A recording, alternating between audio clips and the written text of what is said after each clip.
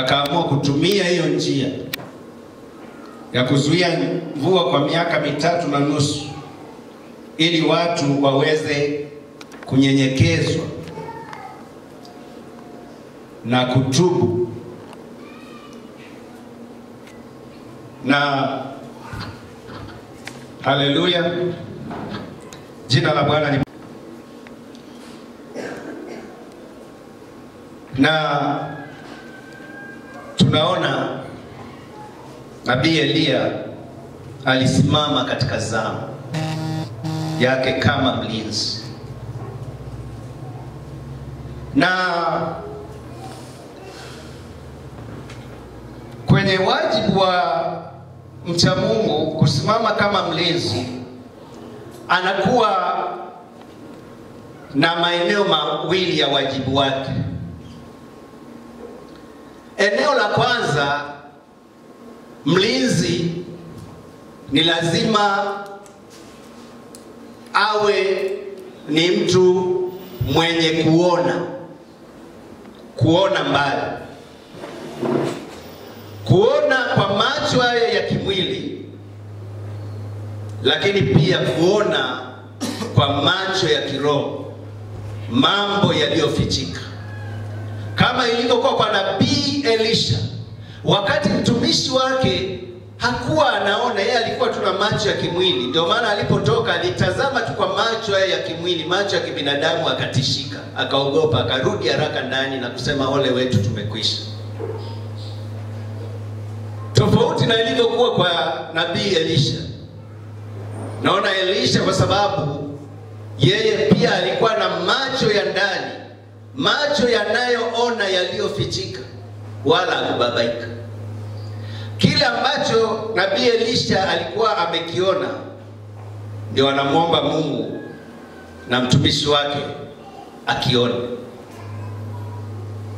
Mungu atusaidie sana.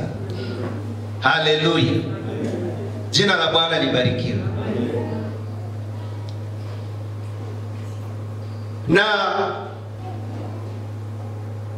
kuona huko ndio kwenye Mithali pia anasema, pasipo maono taifa huangamia, na watu waacha kujizuia.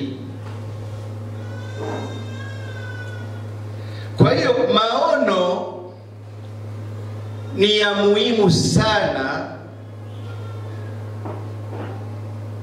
watumishi wa Mungu kuwa nao, lakini pia wacha Mungu kuwa nao, lakini pia hata wafalme na watawala kuwa nayo maono, kuona vema, kuona kama vile Mungu anavyoona.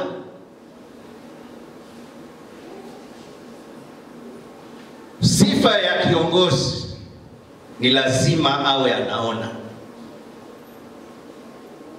awe na uwezo wa kuona kwa macho ya kimwili, kwa macho ya kiroho, awe na uwezo wa kusikia kwa masikio ya kimwili, lakini na masikio ya ndani.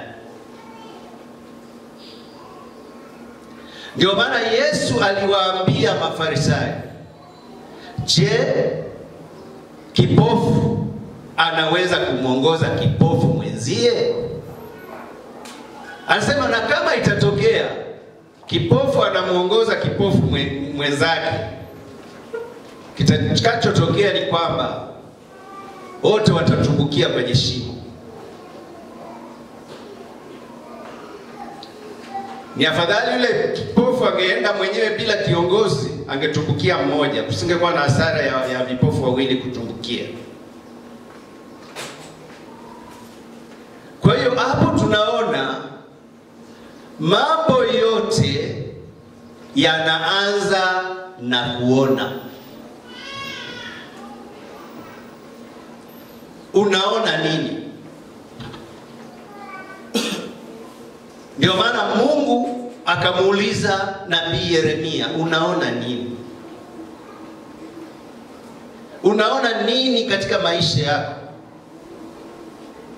Na ili uweze kuona lazima uwe na macho yanayoona.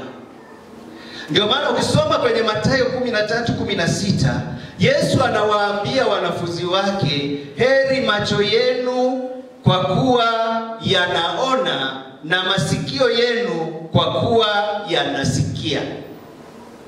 Yesu anawaambia manabii na wengine na watu maarufu waliopita huko nyuma walitamani kusikia kile mnachosikia ninyi, lakini hawakuweza kusikia.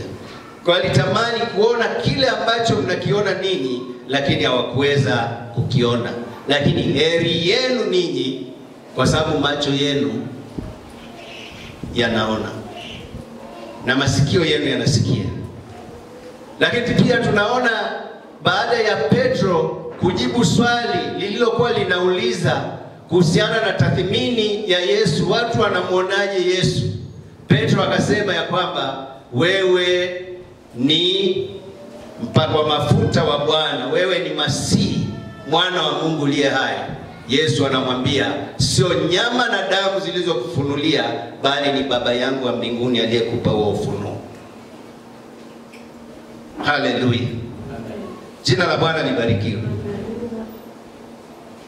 Kwenye Efeso 1:18, maombi ya mtume Paulo anawaombea Waefeso watiwe nuru, macho ya mioyo yao yatiwe nuru.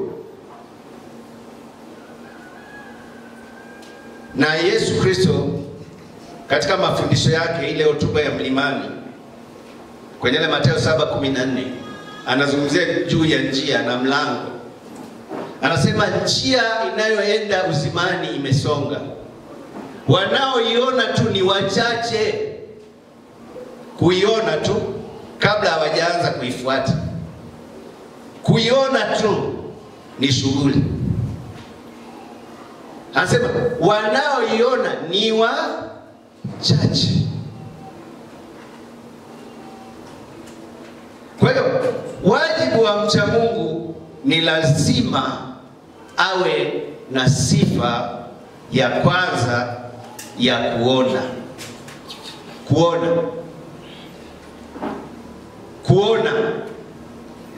Kuona tofauti na wengine wanavyoona.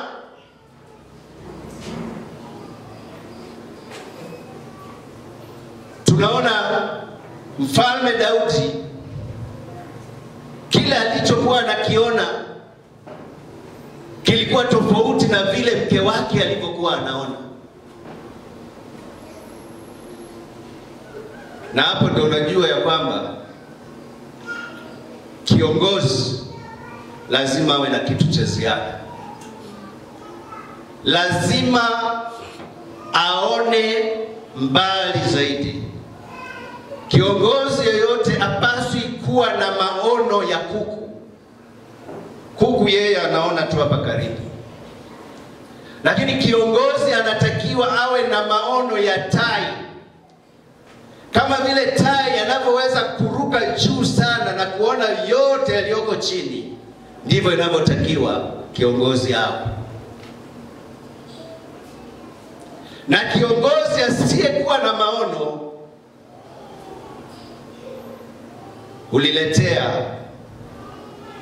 au waletea wale anaowaongoza uharibifu. Kama ni taifa, ataliletea taifa lake uharibifu,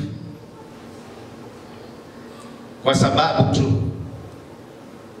ya kukosa maono, ya kushindwa kuona vema, ya kuwa kipofu. Kama vile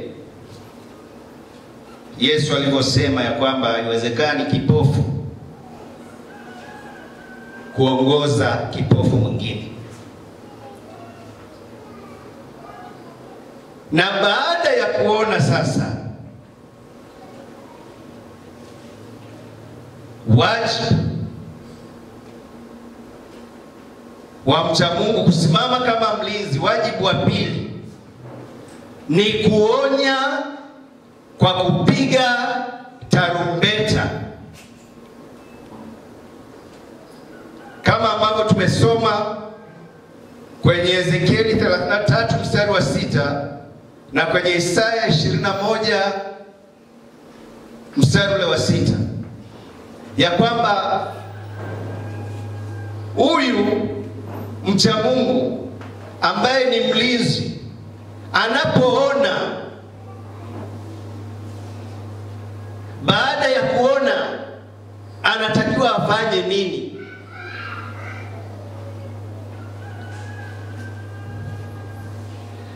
Anatakiwa apige tarumbeta, anatakiwa apige kelele, anatakiwa asiache kupiga kelele.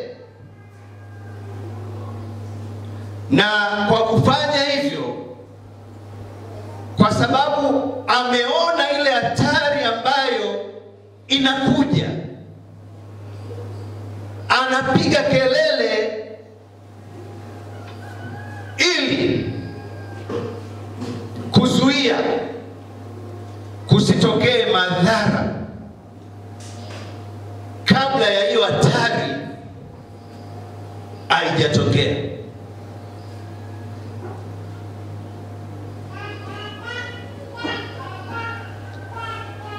Ni kama mlinzi ana uwezo wa kusoma alama za nyakati mapema, kwamba kutokana na dalili hizi, kutokana na viashiria hivi, kuna hatari iko mbele yetu. Kuna hatari inayoweza kutokea, lakini hiyo hatari inaweza tu ikazuiliwa pale mcha Mungu anapoona, lakini pia anapotoa maonyo. Hapaswi kunyamaza, kwa sababu atakaponyamaza na ile hatari ikatokea, na yeye ndiye ambaye alikuwa amewekwa kuwa mlinzi, kama ambavyo tumesoma kwenye Ezekieli, anasema nimekuweka kuwa mlinzi wa nyumba ya Israeli. Walinzi wanatakiwa kupiga kelele, na kama ambavyo tumesoma kwenye Ezekieli, anasema walinzi au wacha Mungu wanatakiwa kupiga kelele na kuhubiri hata kwa watu makosa yao, ili waokoke, ili watengeneze, ili wasiende jehanamu. Na anasema wajibu wa mcha Mungu anaposhindwa kuwa mlinzi, anaposhindwa kuonya, anaposhindwa kukemea, ikatokea wale watu hakuwapa maonyo, hakuwapa tahadhari, na wale watu wakafa katika uovu wao, maandiko yanasema ya kwamba damu za wale watu zitatakiwa mikononi mwa mlinzi. Mungu atusaidie sana. Haleluya. Mungu atusaidie sana. Kwa hiyo tunahitaji sisi kama walinzi kupiga kelele. Jina la Bwana libarikiwe. Haleluya. Tunahitaji kutoa maonyo.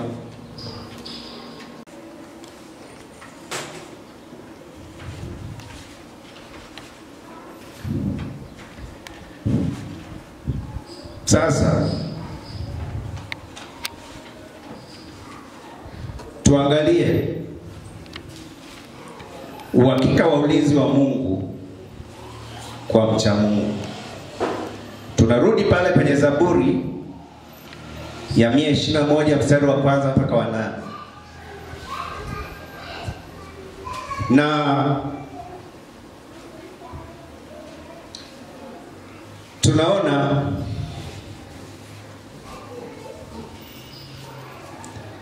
kwenye kuanzia Zaburi ya 120 mpaka ya 134, hizi zaburi ambazo ni 15 zinazungumzia jambo moja.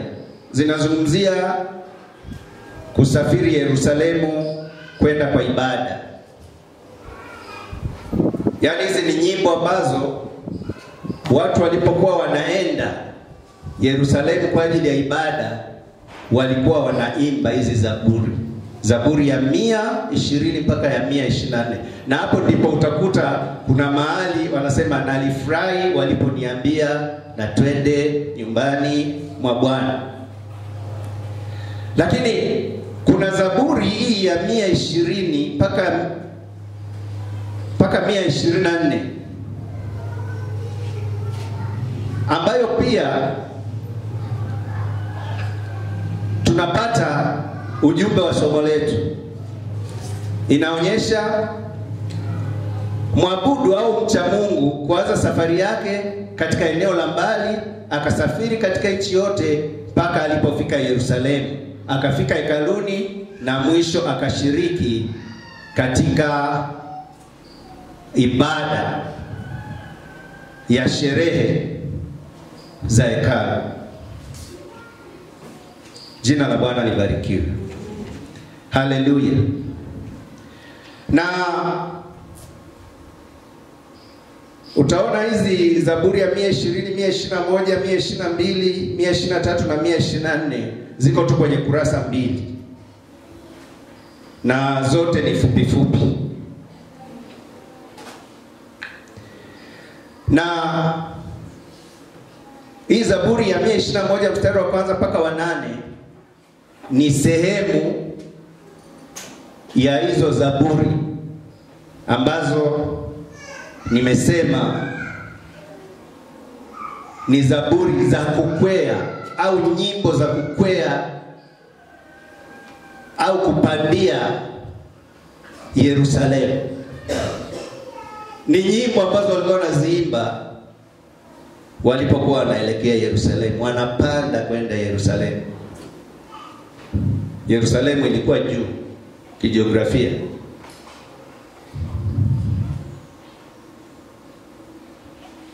Ndio maana Yesu anaposema mfano wa Msamaria mwema, anasema mtu mmoja alishuka kwenda zake Yeriko, akaangukia kwenye mikono ya wanyang'anyi. Kwa hiyo kwenda Yerusalemu ilikuwa ni kupanda. Haleluya. Jina la Bwana libarikiwe. Kwa hiyo hizi zaburi walikuwa wanaziimba wakati wanapanda, wakati wanakwea kwenda kuabudu. Na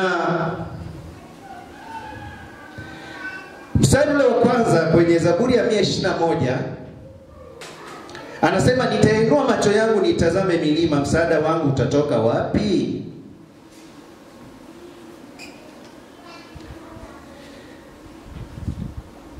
Kipengele hii anasema kuinua macho na kuitazama milima.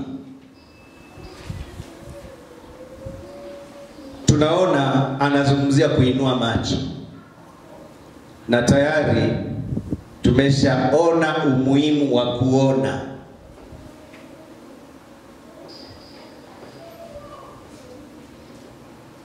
Kwa nini anasema hivyo? Wakati au hiyo safari, huyu msafiri anaposafiri kwenda Yerusalemu kuabudu, kulikuwa na hatari pia njiani. Kulikuwa na hatari ambazo zilikuwa zinamkabili. Ndio maana anasema kulingana na hizo hatari, sasa ninachofanya, ninaona hatari na ninapotazama hizo hatari sina msaada mwingine isipokuwa ni kutoka kwa Mungu aliyezifanya mbingu na nchi. Jina la Bwana libarikiwe. Haleluya. Lakini hapo hapo ana kipengele B, msaada wangu utatoka wapi? Ni swali la msafiri kutafuta msaada. Swali la msafiri la kutafuta msaada linatokana na mazingira yake, yani milima. Katika safari yake kulikuwa na milima hii ya kawaida. Kwenda Yerusalemu kulikuwa na milima, na kwenye ile milima kungeweza kuwa na watu ambao ni hatari, kama ambavyo tumeona wasafiri wakati mwingine walikabiliana na hatari, kama yule mtu aliyeshuka kwenda zake Yeriko akaangukia kwenye mikono ya wanyang'anyi. Kwa hiyo kulikuwa na milima hii ya kawaida, lakini pia milima inayozungumziwa pale ni hatari ambazo zilimkabili huyu mcha Mungu ambaye alikuwa anaenda Yerusalemu kwa ajili ya ibada. Na mstari wa 2 mpaka wa 5 anasema, asiwache mguu wako usogezwe, asisinzie akulindaye, naam hata sinzia wala hata lala usingizi, yeye aliye mlinzi wa Israeli. Bwana ndiye mlinzi wako, Bwana ni uvuli mkono wako wa kuume. Jua halitakupiga mchana. Okay, naishia kwanza hapo mstari wa 5.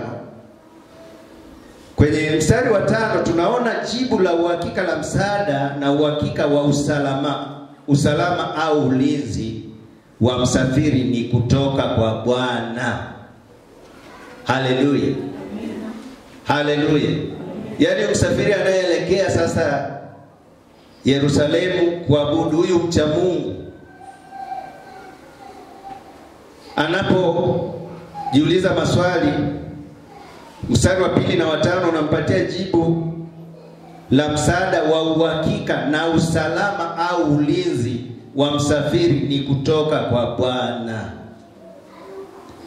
Na ili awe na uhakika wa ulinzi, anapaswa kumjua Mungu. Neno Bwana katika Biblia linamaanisha jina la heshima linalotumika kwa mmoja ambaye ana mamlaka yote, ambaye ni Mungu peke yake. Bwana ile ya herufi kubwa, ambaye huyu Mungu ni niko, ambaye niko, Mungu wa Ibrahimu, Isaka na Yakobo, Jehova, au Waibrania walikuwa kimuita Yahweh.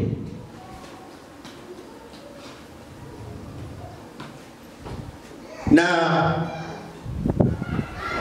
anapaswa kujua ya kwamba huyu Mungu ndiye anayestahili kuheshimiwa, kuabudiwa, kusifiwa na kutukuzwa. Isaya 47:4. Isaya 47:4. Isaya 47:4. Isaya 47:4.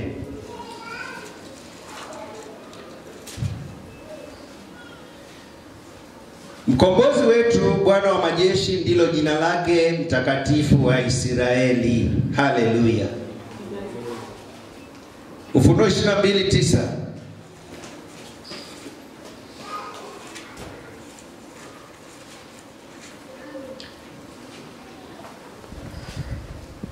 Niambia, angalia, usifanye hivi. Mimi ni mjoli wako na wa ndugu zako manabii, na wa wale wayashikao maneno ya kitabu hiki, msujudie Mungu. Msujudie nani? Mungu.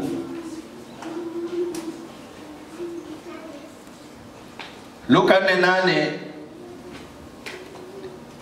Yesu anamwambia shetani alipokuwa anamjaribu pale nyikani kwamba imeandikwa umsujudie Mungu peke yake.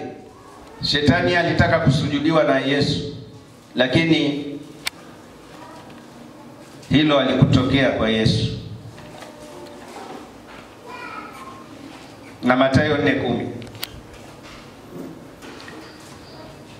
Na huyu anayestahili kuheshimiwa, kuabudiwa, kusifiwa, kutukuzwa ni Mungu mmoja, sio miungu watatu kama wengine wanaopotosha. Wanapotosha kwa sababu hawayajui maandiko na uweza wake. Mungu ni mmoja, lakini tunamfahamu vipi? Tunamfahamu kwa nafsi zake, jinsi alivyojifunua. Biblia inaonyesha jinsi Mungu alivyojifunua kwetu kwa nafsi zake, kwa utendaji wake kupitia nafsi zake.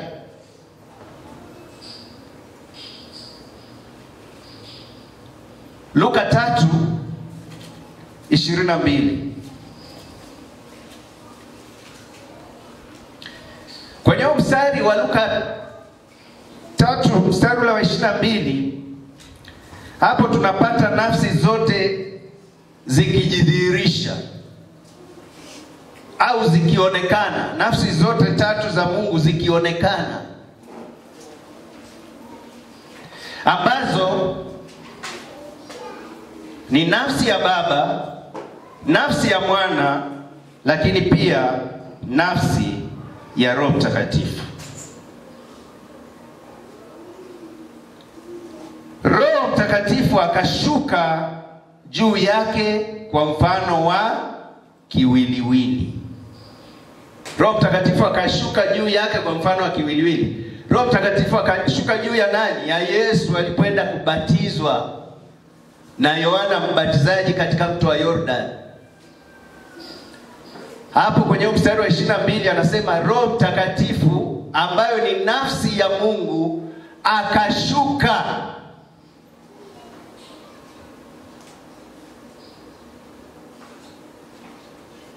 juu yake kwa mfano wa kiwiliwili kama ua. Hapo tumeona nafsi ya Roho Mtakatifu. Sasa ukiendelea hapo kipengele B, unaona nafsi nyingine ikijidhihirisha, nafsi ya Baba. Kipengele B anasema sauti ikatoka mbinguni, wewe ndiwe mwanangu mpendwa wangu, nimependezwa nawe. Kwa hiyo hapo unaona Yesu Kristo ambaye ni mwana, nafsi ya pili, lakini tunaona pia nafsi ya Baba ambaye yeye amejidhihirisha zaidi pia kwenye eneo la uumbaji. Tunaona sauti ya Baba ikisikika, kwamba ikimtambulisha Yesu kwamba huyu ni mwanangu mpendwa ninayependezwa naye, msikilizeni yeye. Haleluya. Jina la Bwana libarikiwe. Sasa tunapoziangalia hizi nafsi moja moja kulingana na maandiko, nafsi ya Baba ukisoma kwenye Warumi 1:25, Warumi 1:25, Warumi 1:25 tunasoma hivi: kwa maana waliibadili kweli ya Mungu kuwa uongo, wakakisujudia kiumbe na kukiabudu badala ya muumba anayeimidiwa milele. Amina. Nasema badala ya muumba. Nafsi ya Baba inahusika na uumbaji. Ufunuo 14:7.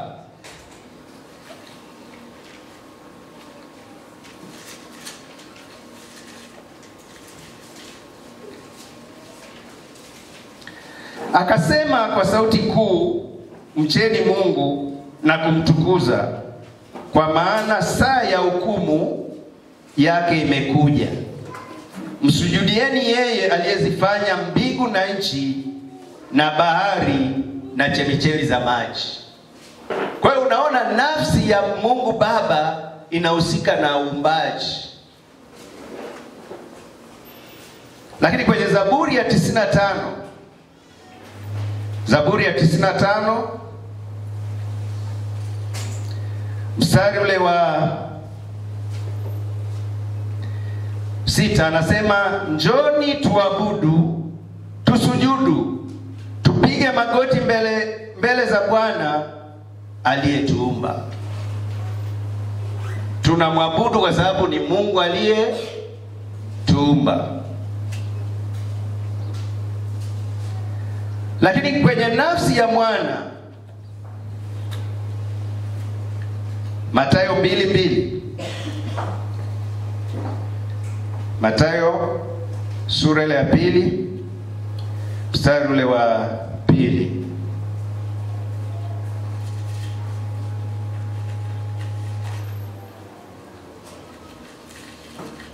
Tunasoma hivi: yuko wapi yeye aliyezaliwa mfalme wa Wayahudi? Kwa maana tuliona nyota yake mashariki, nasi tumekuja kumsujudia. Haleluya. Unajua kuna ubishi unaoendelea wa watu kukana ya kwamba Yesu sio Mungu. Sasa hapa tunaona mamajusi walianza kumsujudia akiwa tu kitoto kichanga kabisa. Kama ambavyo tumeona anayestahili kusujudiwa ni nani? Ni Mungu peke yake. Lakini hapa hawa mamajusi walikuwa na ufahamu mkubwa kulingana na taaluma waliokuwa nayo. Wakaweza kuelewa ya kwamba Yesu ni Mungu na anastahili kusujudiwa na anastahili kuabudiwa, na wakamtolea vitu vya thamani kwa sababu Yesu alikuwa ni Mungu. Kwa hiyo hilo andiko pia lina tuthibitishia ya kwamba Yesu ni Mungu.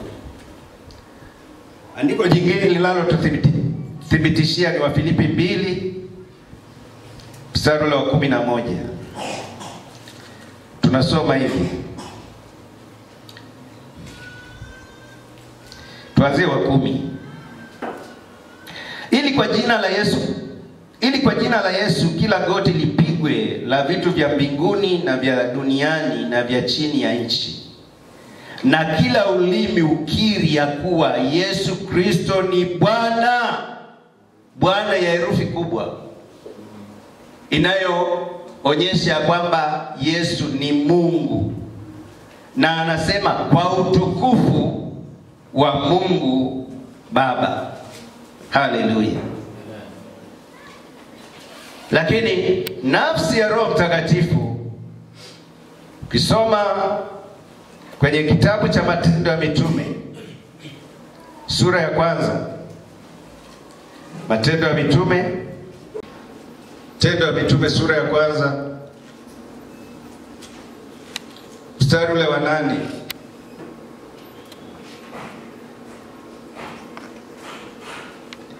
Anasema lakini mtapokea nguvu akisha kuwaajilia juu yenu Roho Mtakatifu, nanyi mtakuwa mashahidi wangu katika Yerusalemu na katika Uyahudi wote na Samaria na hata mwisho wa nchi. Roho Mtakatifu sio nguvu, ila anayo nguvu. Nguvu iliyowafanya mitume kuwa mashahidi, wakashuhudia habari za Yesu, na zikaweza kutufikia hata sisi watu wa mataifa tukaokolewa.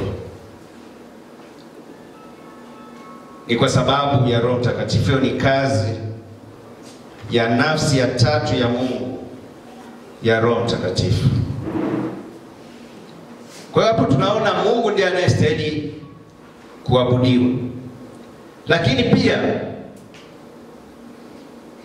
ni vizuri kuelewa pia asiyestahili kuabudiwa, kwa sababu unaweza kuabudu kama hujui kwamba huyu hastahili kuabudiwa. Asiyestahili kuabudiwa ni Mungu wa herufi ndogo. Kwenye Biblia ukikutana na neno Mungu limeanza na herufi ndogo, huyo Mungu anayetajwa hapo sio Mungu aliye hai anayestahili kuabudiwa. Sio Mungu wa Ibrahimu, Isaka na Yakobo. Sio Niko ambaye Niko. Huyo ni Mungu wa dunia hii ambaye Yesu alisema Mungu wa dunia hii amepofusha fikra za watu. Ni Ibilisi. Na huyo hastahili kuabudiwa. Na yeye pia ana miungu mingine midogo midogo mingi.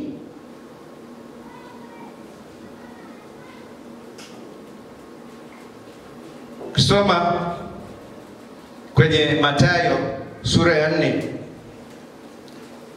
mstari ule wa 9 mpaka wa 10. Mathayo 4 sura ya 9 mpaka ya 10. Tunasoma hivi. Msikilize huyo Mungu wa dunia hii. Anamwambia Yesu pale jangwani. Akamwambia, haya yote nitakupa ukianguka kunisujudia. Ndipo Yesu alipomwambia, nenda zako Shetani, kwa maana imeandikwa, msujudie Bwana Mungu wako, umwabudu yeye peke yake. Kisha Ibilisi akamwacha, na tazama wakaja malaika wakamtumikia. Kwa hiyo naona watu wengine pia wamejaribiwa, wamemwabudu huyu Shetani, Mungu wa dunia hii. Wanamwabudu kwa kwenda kutafuta msaada kwa wachawi na waganga, kutafuta msaada kwenye nguvu za giza. Wanachanjwa hata chale, wanaharibu hekalu ambalo ni la Roho Mtakatifu.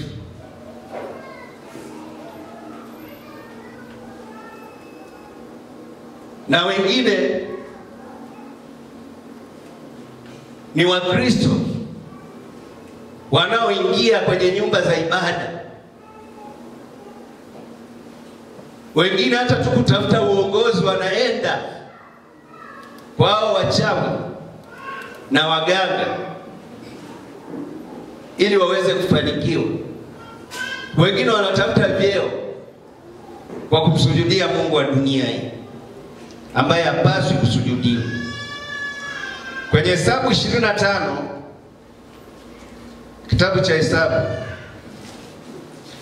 25, Hesabu 25 mstari ule wa 2.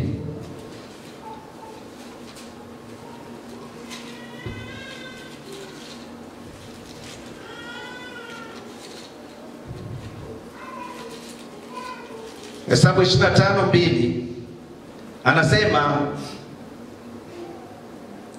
kwa kuwa waliwaalika au watu waende sadakani, sadaka walizowachinjia miungu yao, watu wakala chakula wakaisujudu hiyo miungu yao.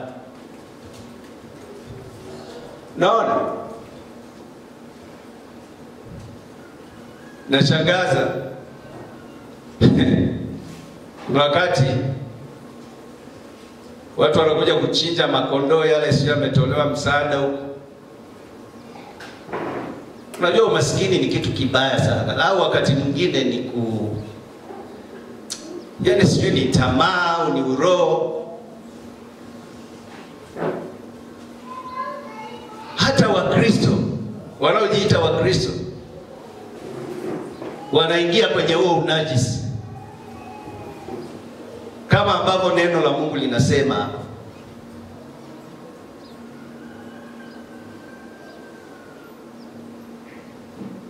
kwamba walialikwa kwenye hizo sadaka. Hizo sadaka wanazozitoa wanakuwa wanatoa kwa miungu yao.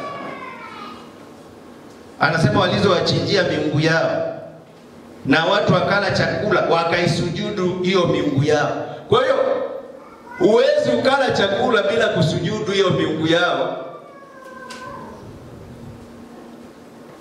Mungu atusaidie sana. Haleluya. Kwenye Warumi 1:25 hatupaswi tu kumwabudu Mungu wa dunia hii kwa sababu hastahili, lakini pia kuabudu kiumbe kingine chochote. Warumi 1:25 tunasoma hivi: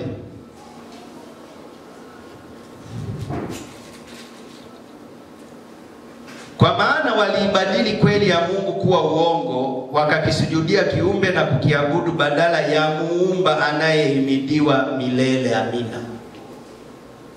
Kasujudu kiumbe kingine, haitakiwi, haistahili. Lakini kwenye Matendo 10 mstari wa 25 nilikuwa nazungumza habari za Kornelio. Matendo 10:25 tunaona Petro alipokuwa akiingia, Kornelio akatoka amlaki, akamwangukia miguu, akamsujudia. Lakini Petro akamuinua akasema, simama, mimi nami ni mwanadamu. Naona haitakiwi pia kumwabudu mwanadamu hata kama ana cheo, hata kama ana utukufu. Hapa kinachoonekana, unajua Kornelio alipotokewa na yule malaika akaona maono ya waziwazi, na akaambiwa atume watu kwa Petro. Kwenye fikra zake aliona huyu Petro basi atakuwa sio mtu wa kawaida, akafikiri kama ni Mungu fulani vile.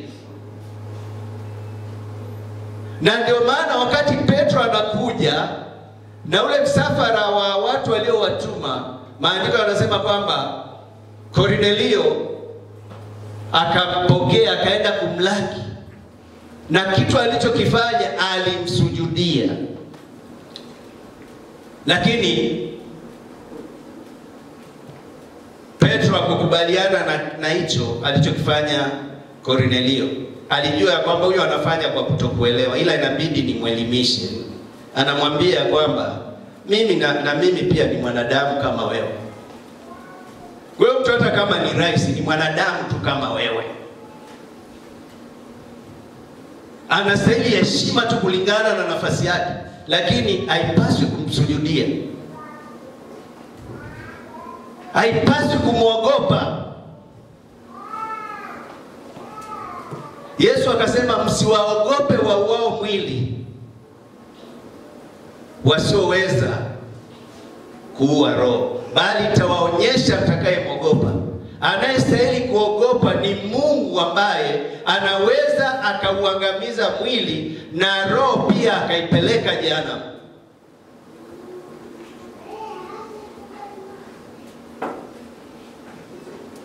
Tunaishi kipindi ambacho watu kwa sababu tu ya chakula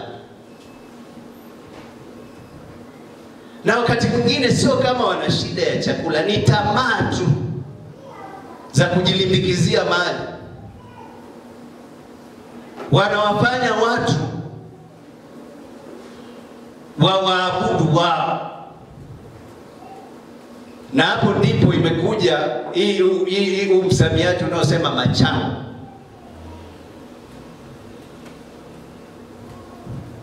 Mtu anasema wewe ndio uliyeniweka mjini. Pumbavu kabisa. Mtu anaweza kukuweka mjini wewe? Wewe ambaye, mtu ambaye Mungu akiamua tu kuondoa ile pumzi yake kwa dakika moja, baba yake na mama yake na ndugu zake kama wapo wanalia. Thamani yake inakuwa haipo tena. Thamani yake ni kwa sababu tu ya ule uhai ambao Mungu ameuweka. Mwanadamu ni kitu gani hata umwangalie? Mwanadamu ni kitu gani hata umkumbuke? Umemfanya kuwa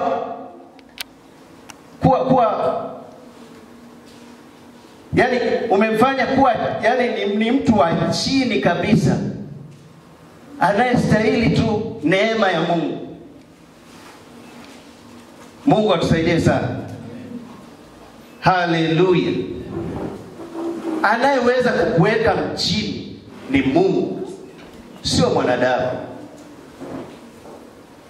Ndio maana Yesu akasema mtu hataishi kwa mkate tu bali kwa kila neno litokalo katika kinywa cha Mungu. Na Biblia inasema amelaaniwa yule mtu amtegemeaye mwanadamu. Moyoni mwake amemwasi Mungu. Amemfanya huyo mwanadamu kuwa kinga yake. Lakini tunaona huyu mcha Mungu aliyekuwa anapanda kwenda Yerusalemu, wimbo wake ulikuwa ni kwamba nitayainua macho yangu niitazame milima, na msaada wangu utatoka wapi? Hasemi msaada wake utatoka kwa wanadamu, anasema msaada wangu utatoka kwa Bwana wa majeshi aliyezifanya mbingu na nchi. Hasemi atalindwa na wanadamu, hastaji kuhusu silaha zitakazomlinda, lakini yeye anasema msaada wangu utatoka kwa Mungu aliyezifanya mbingu na nchi. Ulinzi wangu utatoka kwa aliye juu. Haleluya. Haleluya. Unajua sisi ambao tumeamini, maandiko yanasema ya kwamba mwenye haki wangu ataishi kwa imani. Na ikitokea na sita, roho yangu haina furaha naye. Kuna wakati unalazimika kuishi kwa imani. Naona Elia akakimbia, anamkimbia Yezebeli, na kule alikoenda akaishi kwa imani. Na akaambiwa kula hiki chakula, safari bado ndefu, safari bado inaendelea.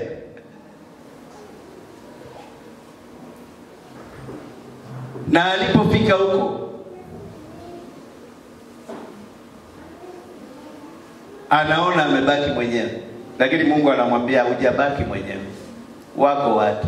Hata kama vita inakuwa ya namna gani, wapendwa, hawawezi kuua watu wote. Hawezi kuua watu wote. Wako watu ambao Mungu amejisazia. Hata kama watu wote wamemwasi Mungu, wako watu ambao Mungu bado anao.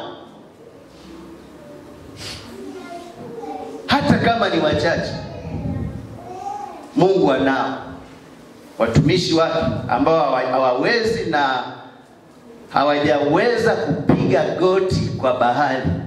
Watumishi wake ambao hawajajitia unajisi kwa chakula cha mfalme. Mungu bado anao. Mungu bado anao wacha Mungu ambao wanaendelea kusimama na kuitetea na kusimamia haki kwa gharama yoyote. Mungu atusaidie sana. Haleluya. Jina la Bwana libarikiwe. Haleluya. Lakini pia kuna mahali panapostahili kuabudu kama ambavyo tumeona huyu mcha Mungu alikuwa anaenda wakati ule, walikuwa anaenda Yerusalemu. Ukisoma kwenye Yohana 4:20 mazungumzo ya mwanamke Msamaria na Yesu, mwanamke Msamaria anasema, sisi wa Samaria tulikuwa tunaabudu katika milima hiyo ya Gerizimu, lakini ninyi Wayahudi huwa mnaenda Yerusalemu, huko ndiko mnakosema kwamba ni mahali pazuri panapowapasa kuabudu. Bwana asifiwe sana. Haleluya. Kwa hiyo kuna mahali panapostahili kuabudiwa, na mahali hapo ni mahali ambapo pamewekwa wakfu. Kwa hiyo wakati ule walikuwa wakienda Yerusalemu, lakini alipokuja Yesu, unaona hilo eneo limefanya nini? Limebadilika. Kwenye ile Yohana 4:21 mpaka 24, Yesu anamwambia mwanamke Msamaria kwamba mambo yamebadilika. Waabudu halisi hawatamwabudu Mungu kule Yerusalemu, wala Wasamaria hawatamwabudu Mungu katika ile milima ya Gerizimu, bali watamwabudu Mungu katika roho na kweli.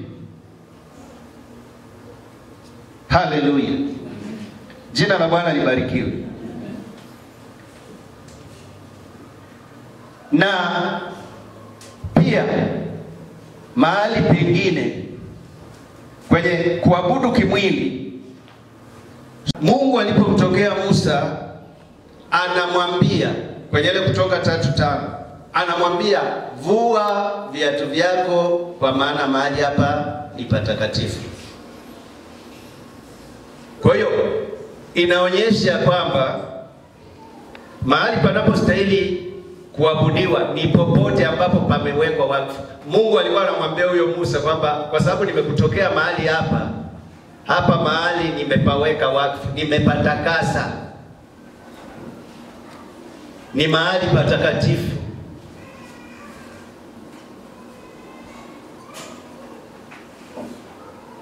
Jina la Bwana libarikiwe. Lakini kiroho sasa, kama ambavyo nimesema, Mungu anawatafuta watu wamwabudu katika roho na kweli. Na hekalu la Roho Mtakatifu ni miili ya watakatifu. Kwenye ile Wakorintho wa kwanza 3:16-17.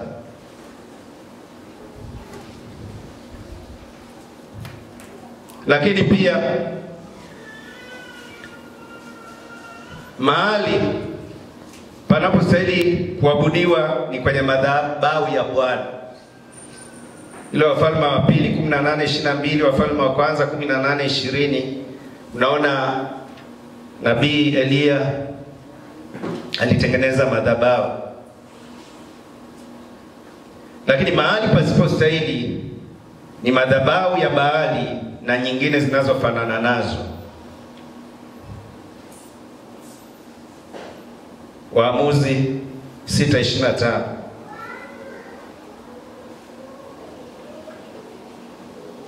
Haleluya. Jina la Bwana libarikiwe.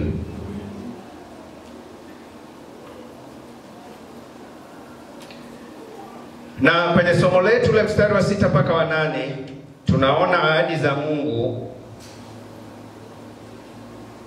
mmoja kwa msafiri, zinazomhakikishia ulinzi kama ambavyo tumesoma. Mstari wa 6 ni ulinzi wa Mungu katika hatari zote. Haleluya. Hatari zote za mchana na usiku. Lakini mstari wa 7 ni ulinzi wa Mungu dhidi ya mabaya yote. Anasema Bwana atakulinda na mabaya yote. Lakini ule mstari wa 8 ni ulinzi katika safari wakati wa kwenda au kukwea Yerusalemu. Unajua huyu msafiri ambaye ni mcha Mungu aliyekuwa anaenda Yerusalemu kuabudu, safari yake ilikuwa ni ya kwenda na kurudi. Kwa hiyo Mungu anamhakikishia ulinzi ya kwamba atakuwa pamoja naye wakati wa kwenda, na atafika atamwabudu Mungu, lakini anamhakikishia kwamba atamrejesha salama. Na Mungu anafanya hivyo. Mungu anatoa hakikisho la ulinzi kwa sababu Mungu ni Jehova Roi. Jehova Roi maana yake Bwana ndiye mchungaji wangu. Kwenye ile Zaburi ya 23. Haleluya. Zaburi ya 23 mstari wa kwanza mpaka ule wa 6 anasema, Bwana ndiye mchungaji wangu, sitapungukiwa na kitu. Katika malisho ya majani mabichi unilaza, kando ya maji ya utulivu uniongoza. Uniuisha nafsi yangu na kuniongoza katika njia za haki kwa ajili ya jina lake. Naam, nijapopita kati ya bonde la uvuli wa mauti, sitaogopa mabaya, kwa maana wewe upo pamoja nami. Gongo lako na fimbo yako vyanifariji. Waandaa meza mbele yangu machoni pa watesi wangu. Umenipaka mafuta kichwani pangu, na kikombe changu kinafurika. Hakika wema na fadhili zitanifuata siku zote za maisha yangu, nami nitakaa nyumbani mwa Bwana milele. Haleluya. Jina la Bwana libarikiwe. Mfalme Daudi alipotambua kuhusiana na Mungu kwamba yeye pia ni mchungaji mwema, alikuwa na uhakika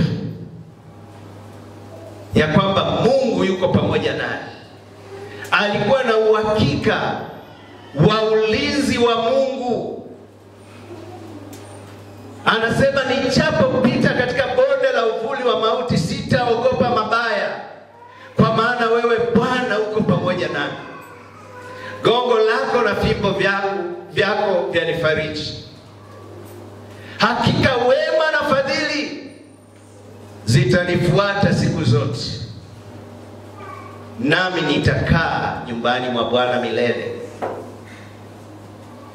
Anasema, nalifurahi waliponiambia twende nyumbani mwa Bwana. Kwa hiyo anasema ya kwamba kwa sababu Mungu ni mchungaji wake, atakwea Yerusalemu, ataenda na kurudi, na atamtukuza Mungu, na atamwabudu Mungu, na atamcha Mungu, kwa sababu tu Mungu yuko upande wake. Ulinzi wa Mungu uko upande wake. Bwana atamlinda na mabaya yote, tangu sasa na hata milele. Hilo neno la Mungu ni hai, na liwe hivyo. Hilo neno la Mungu linalosema ya kwamba Bwana atakulinda na mabaya yote, uingiapo na utokapo, tangu sasa na hata milele, na liwe amina kwako. Haleluya. Amen. Na liwe amina kwangu. Haleluya. Na watu wote waseme amina. Unaweza kusimama kulipokea neno hili. Haleluya. Haleluya. Tunahitaji kumtukuza na kumshukuru Mungu kwa jinsi anavyotupenda, jinsi anavyotujali. Ulinzi wake ni wa ajabu. Uaminifu wake ni wa ajabu. Tunahitaji tu Mungu atufunulie, afunue macho yetu tuweze kuona. Tuweze kuona vile Mungu anavyotupenda, vile Mungu anavyotulinda, vile Mungu anavyotupigania. Ni maombi yangu, ni maombi yako siku ya leo. Muombe Mungu Mungu afungue macho yako upate kuona. Muombe Mungu afungue macho yako. Endelea kumwomba Mungu. Mungu afungue macho yako uweze kuona kwa namna ambayo hujawahi kuona hapo kabla, kama ilivyokuwa kwa mtumishi wa Elisha. Mwombe Mungu uweze kuona. Mwimbaji mmoja akaimba akasema, nipe macho nione. Naomba macho nione. Nipe macho nione. Na baada ya kuona nisaidie kuchukua hatua kuweza kufanya kama wajibu wangu. Kwa kuwa umemchagua Mungu ili aongoze maisha yako ya kiroho na ya kimwili, Mungu huyu uliyejimimina kwake atakubariki na kukulinda. Atakuangazia nuru ya uso wake na kukufadhili. Tena atakugeuzia uso wake na kukupa amani. Tushirikiane pia kusema, hakika wema na fadhili zitanifuata. Hakika wema na fadhili zitanifuata siku zote za maisha yangu, nami nitakaa nyumbani mwa Bwana milele. Shangilie Mungu zaidi. Shangilie Mungu zaidi. Haleluya. Haleluya.